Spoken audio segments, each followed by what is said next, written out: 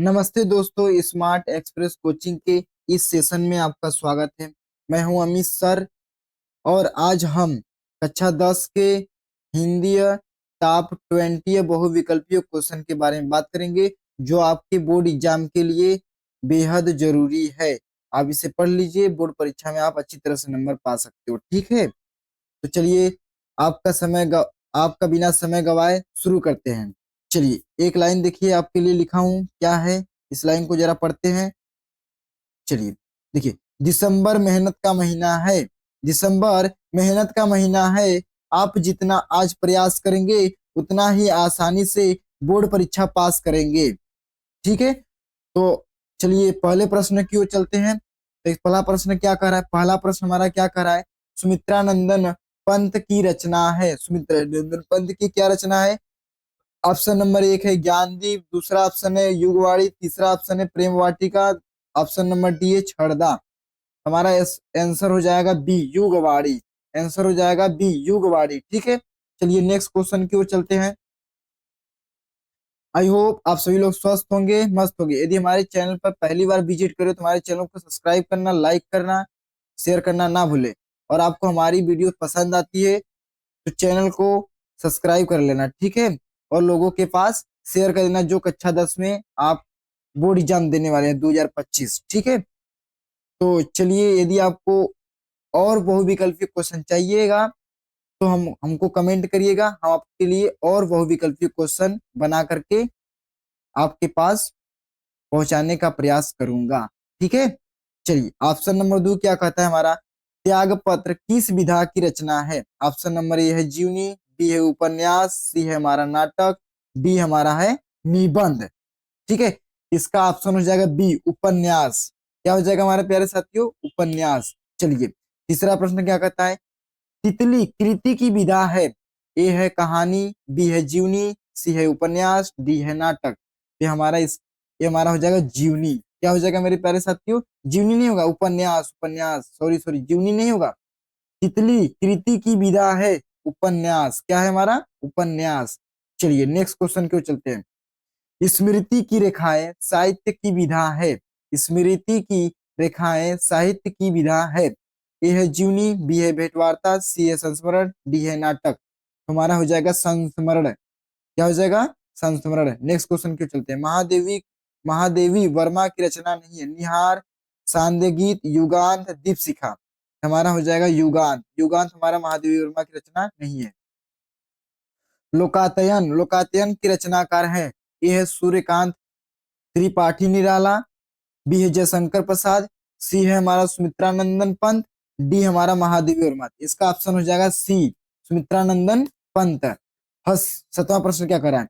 हंसी हंसी भाजे देखी दुल्हन दिगंबर को, पाहुनी जे आवे हिमाचल के उछा में, निम्नलिखित में से निम्नलिखित उछा में निम्नलिखित रस है। कौन सा रस है?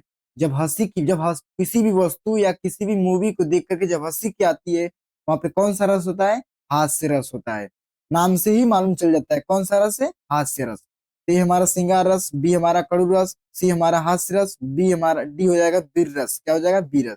तो ऑप्शन नंबर सी सही होगा इसका। चलते हैं नेक्स्ट क्वेश्चन क्यों चलते हैं। देखिए नेक्स्ट क्वेश्चन हमारा क्या है? शोक विकल सब रोही रानी, रूपशील बज तेज बखानी, करही बिलाप अनेक प्रकार, परही भूमि तल बहारी बारा। उपर्युक्त पंक्तियों में रस है। कौन सा रस है? जब दुखिया किसी भी वस्तु या किसी भी भेदभाव को देखकर या फिर किसी भी कष्ट या पीड़ा को देखकर जब शोक की भावना है, कष्ट की भावना है अंदर से, तो उसे हम कड़ू रस कहते हैं। कौन सा रस कहते हैं? कड़ू रस कहते हैं। तो हमारा ए ऑप्शन है शांत रस, बी है अद्भुत रस, सी है हास्य रस, डी है कड़ू रस। तो ऑप्शन नंबर कौन सा सही हो जाएगा मेरे प्यारे साथियों? कड़ू रस। ठीक है, चलिए नेक्स्ट क्वेश्चन की ओर। हरि मुख मनहु मयंक, पंक्ति में अलंकार है। जब किसी की तुलना यानी उपमेय में उपमान की समानता हो तो वहां पे कौन सा अलंकार होता है? उत्प्रेक्षा अलंकार। और पहचानने के लिए तरीका एक और है, मनु मानव जनु जानो। ये शब्द यदि वाक्य में ये शब्द आता है तो भी हमारा कौन सा अलंकार होता है? उत्प्रेक्षा अलंकार।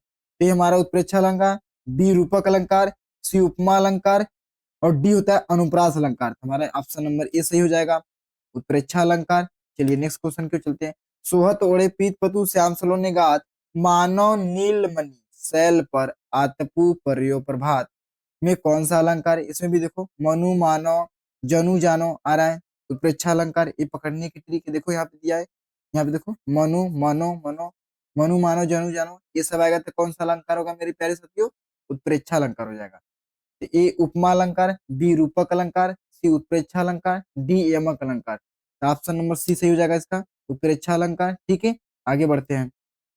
चरण कमल बंधव हरियाई में कौन सा अलंकार है। यहाँ पे श्री कृष्ण भगवान जी के जो चरण है उसकी कल्पना कमल से की गई है। जब किसी की कल्पना किसी दूसरे वस्तु से की जाए तो वहां पे हमारा कौन सा अलंकार होता है, रूपक अलंकार होता है, रूपक अलंकार होता है। पहला है उपमा, दूसरा है उत्प्रेक्षा, सी है रूपक, डी है यमक। ऑप्शन नंबर सी हमारा सही हो जाएगा। ठीक है, तो प्यारे साथियों यदि आपको हमारी वीडियो पसंद आती है तो हमारे चैनल को सब्सक्राइब करना, बेल आइकन दबाना ना भूले, ताकि आपको सबसे पहले नोटिफिकेशन मिल सके और आपको बोर्ड परीक्षा में हेल्पफुल हो जाए। ठीक है, आपको नंबर गेन करने में। ठीक है, तो आई होप आप सभी लोग स्वस्थ होंगे। चलिए हम चलते हैं नेक्स्ट वीडियो की ओर। अरे नेक्स्ट वीडियो नहीं, नेक्स्ट सवाल की ओर चलते हैं। ठीक है, आप सवाल नंबर 12वां क्या कहता है, सूरदास किस भाषा के कवि हैं। सूरदास किस भाषा के कवि है। पहला है उर्दू, बी है हिंदी, सी है संस्कृत, डी है पंजाबी। ये हमारा कौन सा हो जाएगा, हिंदी। सूरदास किस भाषा के कवि हैं भैया, हिंदी। चलिए, रामचरितमानस के रचयिताकार कौन है, ये तो आप लोग जानते हैं, आप लोग बता देंगे। तो चलिए कमेंट करिए, कमेंट करके बताइए कि क्या आपको इसका आंसर क्या होगा। ए है तुलसीदास, बी है कबीरदास, सी है सूरदास, डी है जयशंकर प्रसाद। इसका ऑप्शन नंबर हो जाएगा ए, तुलसीदास। क्या हो जाएगा, तुलसीदास। ऐसे ही आपको और बहुविकल्पीय क्वेश्चन चाहिए तो हमारे हमारे चैनल पर कमेंट करिए, यानी हमारे इस वीडियो पे क्या करना है, कमेंट करना है कि सर मुझे और वीडियो चाहिए इस टाइप का। तो आपको मैं 60 60 या 100 बहुविकल्पीय क्वेश्चन के वीडियो को बना करके दे दूंगा, जिससे आपको बोर्ड में 20 में से 20 नंबर पा सकते हो। ठीक है, और भी सब्जेक्ट के लिए चाहिए तो कमेंट करना, यदि कमेंट करोगे तो मैं इस पर बनाऊंगा वीडियो। ठीक है, चलिए आगे चलते हैं। नेक्स्ट क्वेश्चन क्यों चलते हैं, 14वां। छायावाद, छायावाद के प्रमुख कवि कौन है। छायावाद के प्रमुख कवि कौन है।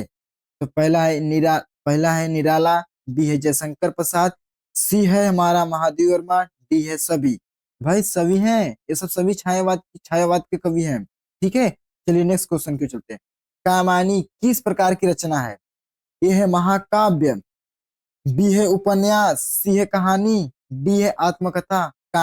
कायमानी महाकाव्य है भाई साहब, महाकाव्य है। ठीक है, ऑप्शन नंबर 16 चलते हैं। पुष्प की अभिलाषा में कवि क्या बनना चाहते हैं। ये महत्वपूर्ण मोस्ट इंपॉर्टेंट क्वेश्चन है भाई साहब, ये परीक्षा में आपके अवश्य आएगा। ठीक है, तो पहला है देवालय की दीवार का पत्थर, सैनिक के शस्त्र पर लिपटने वाला फूल, या आकाश में चमकने वाला तारा, सागर की गहराई में छुपा मोती। तो बताइए मेरे प्यारे साथी, उसका क्या हो जाएगा, option number B. Option number क्या होगा, बी, सैनिक के शस्त्र पर लिपटने वाला फूल। चलिए नेक्स्ट क्वेश्चन क्यों चलते हैं। गबन, ये तो मोस्ट इंपॉर्टेंट क्वेश्चन है, इसको तो पढ़ ही लेना। गबन किस लेखक की कृति है। गबन किस लेखक की कृति है। यह है प्रेमचंद, जयशंकर प्रसाद, महादेवी वर्मा, सी एस सुदर्शन। ये हो जाएगा हमारा ए, प्रेमचंद, प्रेमचंद। ठीक है, नेक्स्ट क्वेश्चन क्यों चलते हैं। तार सप्तक का प्रकाशन है, ये सब देखिए मोस्ट इंपॉर्टेंट क्वेश्चन है, आना ही आना है, तय है, आना ही आना है इसको। तार सप्तक का प्रकाशन किस वर्ष हुआ था। ए है 1935, बी है 1943। इसका ऑप्शन नंबर पहले से लग गया है भाई साहब, ये 1943 ही होगा। ठीक है, ऑप्शन नंबर ये क्या है हमारा, 1935।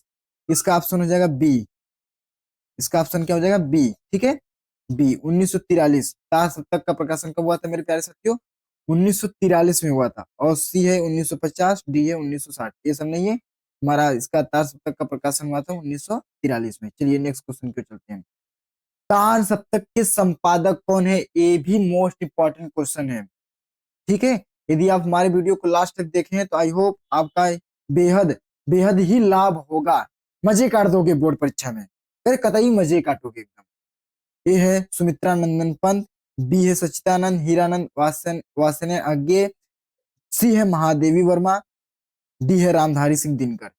तार सप्तक के संपादक कौन थे? सच्चिदानंद हीरानंद वात्स्यायन अज्ञे। ठीक है, चलिए 20वां क्वेश्चन की चलते हैं। आई होप यहाँ पे समापन होता है। देखिए अज्ञेय का पूरा नाम क्या है? सच्चिदानंद हीरानंद वात्स्यायन, बी है सच्चिदानंद हरिचंद शर्मा, सी है सच्चिदानंद गुप्ता, डी है सच्चिदानंद सिंह। ये हो जाएगा सच्चिदानंद हीरानंद वात्स्यायन अज्ञेय। ठीक है, यही इनका पूरा नाम है।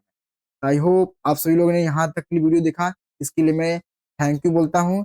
ठीक है, तो चलिए आप सभी का धन्यवाद यहाँ तक देखने के लिए मेरी वीडियो को। और आप कतई एकदम बोर्ड परीक्षा में मजे कर दोगे, ये मेरा गारंटी है, ये मेरा गारंटी है। चलिए आई होप आपसे मिलेंगे नेक्स्ट वीडियो में, तब तक के लिए धन्यवाद।